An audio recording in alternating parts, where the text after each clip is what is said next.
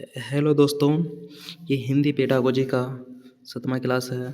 हम दोस्तों PYQ question करवाते हैं सीटेट पेपर 1 पेपर 2 के लिए। ये हिंदी का पेडागोजी है दोस्तों। अगर वीडियो अच्छा लगेगा तो दोस्तों के साथ शेयर करिएगा और मुझे सपोर्ट कीजिएगा। तो आज का पढ़ते हैं। विद्यार्थी को विषय वस्तु याद करवाने के लिए किसकी मदद ली जाती है? तो बच्चे को क्या करा रहे हैं हम लोग? बच्चे को याद करा रहे हैं। और बच्चे को याद कभी करवाना नहीं है। तो ऐसा कब हम याद करवाएंगे? जब बच्चे को ड्रिल और प्रैक्टिस करवाएंगे। तो इसका राइट आंसर 4 नंबर सही हो जाएंगे। वार्तालाप के द्वारा नहीं, अनुरूपण की नहीं, और ये सब दोस्तों नहीं होगा। इसका राइट आंसर 4 लॉक हो जाएंगे। नेक्स्ट है कौन सी पद्धति में लिखित भाषा की अपेक्षा मौखिक भाषा पर बल दिया जाता है? हम लोग दोस्तों मौखिक भाषा पर बल देंगे। बच्चे को बोलकर पढ़ाएंगे। किस में पढ़ाएंगे? श्रव्य भाषा पद्धति में। व्याकरण अनुवाद विधि में दोस्तों हम लोग जानते हैं बच्चे क्या करते हैं, 2 भाषा रहा तो उसमें बोलते हैं चेंज करो, एक भाषा दूसरे भाषा में, और व्याकरण के नियम को याद रखना। और संरचनात्मक में दोस्तों जानते हैं संरचना करते हैं। और निगमन के बारे में दोस्तों जिसमें दोस्तों पहले नियम बता दिए जाते हैं और उसके अनुसार उसको उस विधि के अनुसार उसमें चेंज किया जाता है। नेक्स्ट है सुधा अपनी कक्षा में पाठ सामग्री में आई व्याकरण और शब्द संपदा की व्याख्या करने के लिए विद्यार्थी के घर की भाषा या मुख्य भाषा का प्रयोग करती है।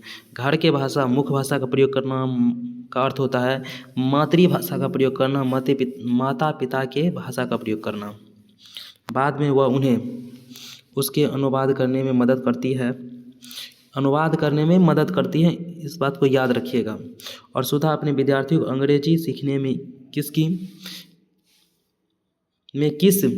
विधि का अनुसरण कर रही है?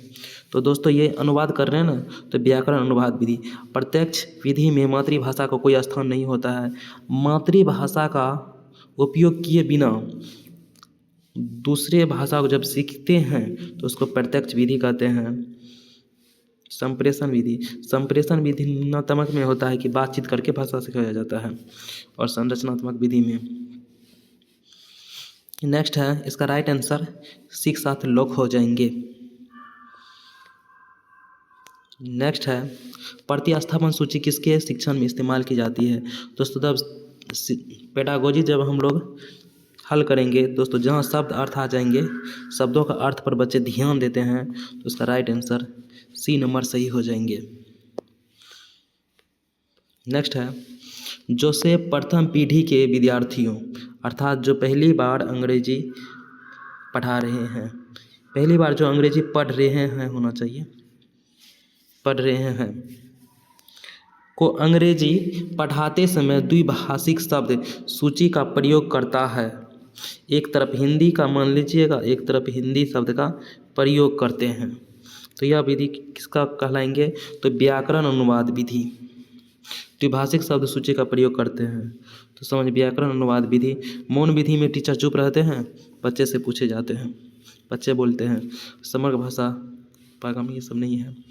चित्र, यहाँ चित्र का कोई बात ही नहीं हो रहा है।